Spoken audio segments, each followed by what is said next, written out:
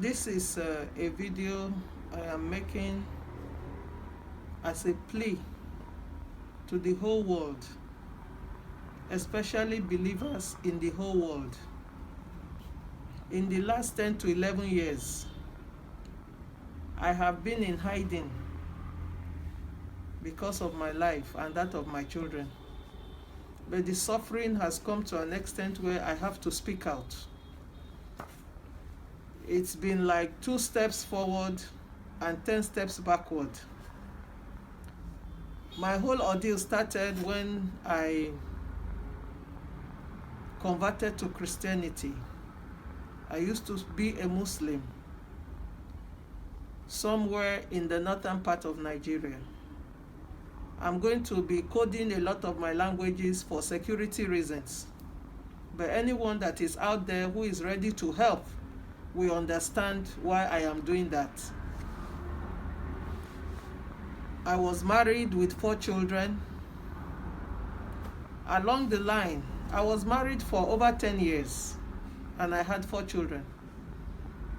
Along the years, I was infected with cancer of the uterus.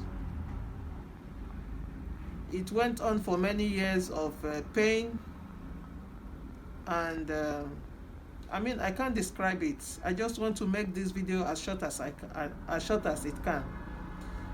One day while in the hospital, amongst the days I used to have my episodes, I had an encounter with Jesus in the hospital. And as a Muslim, I was still a Muslim then, and the encounter led to my instant and perfect healing of cancer. I came out of that hospital walking by myself, talking by myself, and completely healed of cancer. When I mean completely healed, even these physical injuries that cancer caused me all disappeared. I went back home recovering. The encounter did not stop at the hospital. At that encounter in the hospital was my first encounter with Jesus Christ. It was a long encounter that I cannot really explain here, but the result was that I came out of that encounter healed of cancer. It was a surprise to everybody, even as I went back home recovering gradually, because even though the cancer in me disappeared, I was still very weak and not strong. As I was recovering at home, I continued to have these encounters with Jesus, telling me what will happen to me in the future. I didn't understand all this then because I was a Muslim. Even as I shared it amongst my family and Muslim around me, in fact, it was concluded that I was running mad, that maybe cancer had left me, now it is a mental disorder. But I went on living like this, with these encounters, until it became unbearing for the community. And one thing led to another. I was divorced. Sent away. My children were taken from me. In fact, my story is pathetic. When I remember it now, it looks like it wasn't me. Because now, I am no more in pains, at least. In my bid to fight for my children, because they were still very young then, in my bid to fight to get my children back so that I can have them with me, I was taken to prison. It was in prison, but you see, these people are technical. I wasn't taken to prison because I was fighting for the children. They only used that. I was taken to prison because I left Islam. I don't know what they intended to achieve. Maybe to kill me, but I was there. Some people made efforts to get me out. They couldn't. Until one day, by a miracle, I'm telling you, of more than 1 year, by a miracle which I will not explain here because it has to do with some personalities that I cannot mention here for the safety of their own lives. I came out of prison I fought for my children. I got them back from their father, who is, I would say, a good man when I was married to him. But since my conversion, he has shown me the true story about Islam. It is only my life I have left. I succeeded in getting my children from him on the condition that I will not run away with them.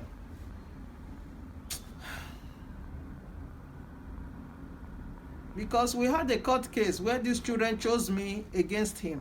I was told to keep the children but to remain in that state.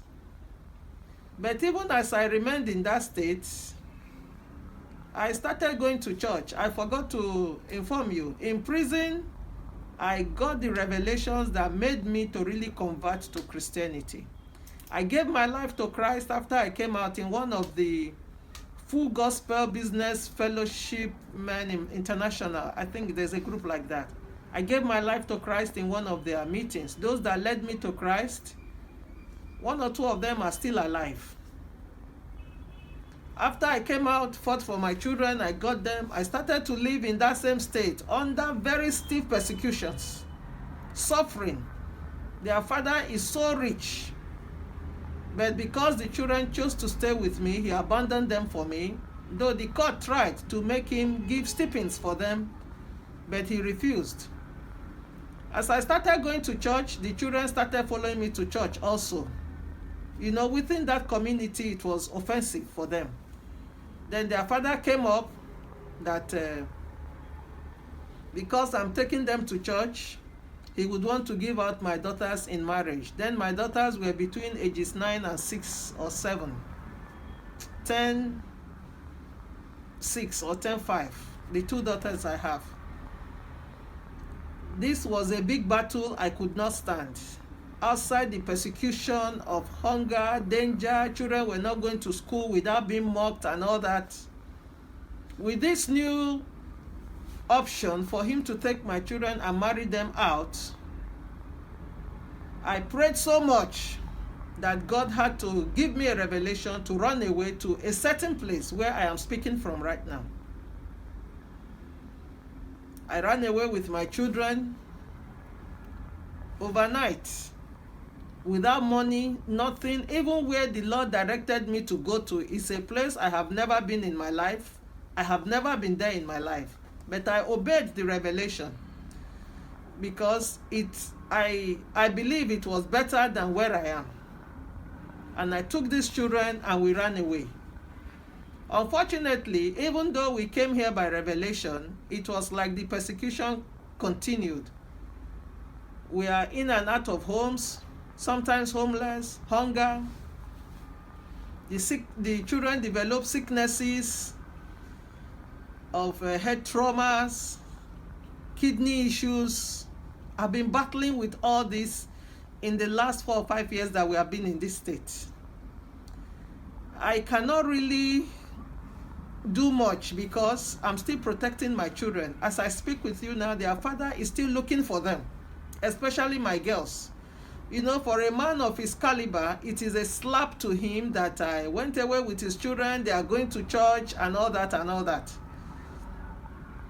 But thank God, even though we are suffering all this, the Lord has preserved our lives. I've been going from one place to another, begging to survive, looking for help, trying to start a business in this place that I am. I wouldn't say people have not been assisting me. People have been assisting us with food, with clothing. Sometimes when we're almost ejected from a house, it will take so long, maybe at the peak of ejection, some people will just come together and help us. It's been like this. I have made efforts to try and look for help. Unfortunately, I've not been really linked to any big person that can really help. I am afraid to go near politicians, apart from the fact that I don't really know them here. I am afraid because my ex is one of the politicians that is well known in this country. So I'm afraid of meeting people that would, expose us. I've gone around the churches, they have tried, but I've not really gotten a major help. As I speak right now, we're almost homeless again. I'm still treating my children. It's like every help I even get, I used it for treating this head trauma, kidney issues.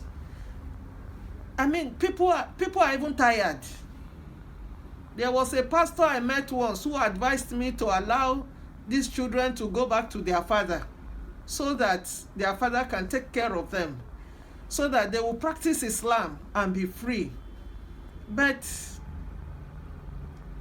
I'm still holding on to faith. I don't want to look back, and I will not look back. I have told God, if it pleases him that these children will die in my hands, it pleases me too. But I know my children will not die, and I will not die in this cause. I know that the Lord did not bring me out of darkness to come and disgrace me. I mean, I have so much faith in this God who gave me a second chance, who gave me a second life, and who has laid a ministry in my heart, although there is none of these things that I have started. But I prepare for them. In the last 10 years, I have been preparing for my ministry. The ministry the Lord has laid in my heart is not the type of conventional ministry that I see around. So it's been difficult, even that, to get help to start off. It doesn't involve me having a church. But everything, I don't know. I don't understand what God is doing. But as my children are growing, they are sick, we have no food, we have no money, we have nothing. Somebody gave me a car once, and I looked at myself, how can I sold it, all the money went into sicknesses. In fact, my greatest worry now, my children have started having suicidal thoughts. I'm still holding on to Jesus for them. They are Christians, they are good Christians, but they are children. Sometimes they ask me, is God really real? Sometimes they said, Mommy, is you God called? Maybe he didn't call us, that's why we are suffering. They continue to come up with different ideologies, but I always use the word of God to calm them down. I assure them that there is a way out. I assure them there is a way out. I assure them that we stand firm and have confidence in this God. I am a fanatical believer of Jesus Christ because of the things he has done in my life and the things I have seen him done in other people's lives.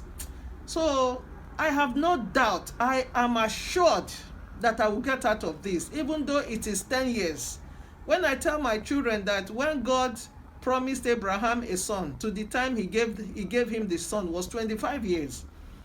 They will say, Mommy, do you mean we're going to wait 25 years? No. But this is about my 10th, 11th year in this persecution, in these sufferings. I was married to a very good man. We were very comfortable. We're doing well. I don't want to express how good it is because it may expose the person I am talking about. But since I left that place, it's been hell. But I know that God is taking me somewhere. God is teaching me something. But at this stage, I want to appeal to believers of Jesus Christ all over the world. I need help. I'm in my 50s and my children are growing. I have to beg for school fees. I have to beg for feeding. I have to beg for everything, even this begging. Some people will say, why don't I work? How can I work at my age? How many strength do I have left? Who will take me for work? Moreover, I have never worked in my life. The husband I married before would not, you can't be married to such a man and even work. It was as good as that. I just need to do a business so that I can sustain my children, especially now in their teenage years. They are growing, and the Lord has been faithful. He has kept these children for me. They are not into bad vices. They are not into the things I see other children in the communities doing.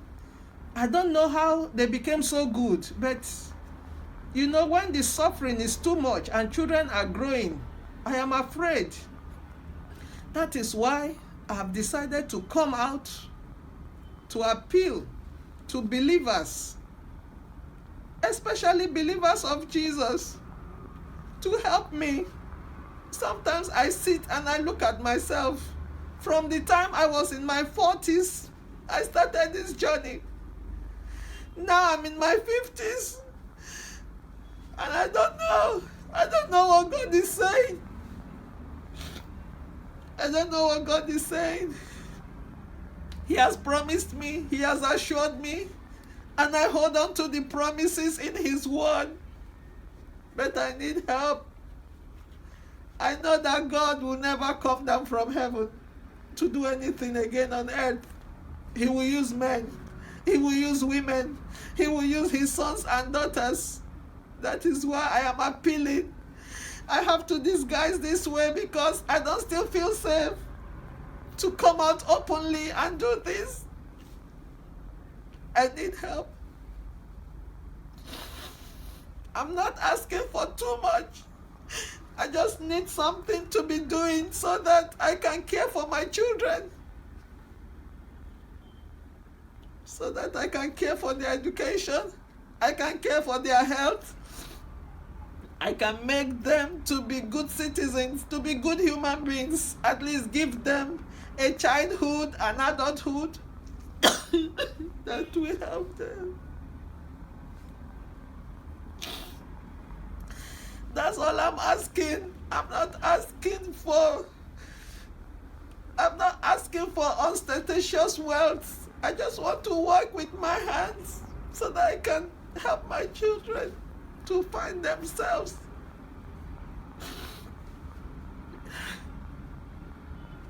This is my appeal.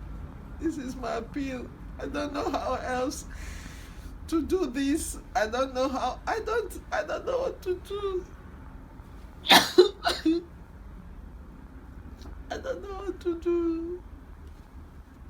I just need help so that I can help my children. I can't even go into the ministry God has set in my heart if my children are not fixed. If the children are not fixed, how can I do any other thing? I am begging, I am asking those in Christ all over the world to come to my aid. I don't know. Whoever sees this post should try and reach out to me. I don't even know how I will be reached. I cannot really release my identities on this video because the enemy can take advantage of it. I don't know, but I know that somebody will see this, somebody will hear it, and somebody will be touched. I don't know. I just need help. I ask every believer of Jesus Christ to stand with me in this and make sure my children don't leave the other side and come here and not see the light. There is light in this place. I have seen it. I want you people to help me. This is my plea. Thank you very much. Thank you very much.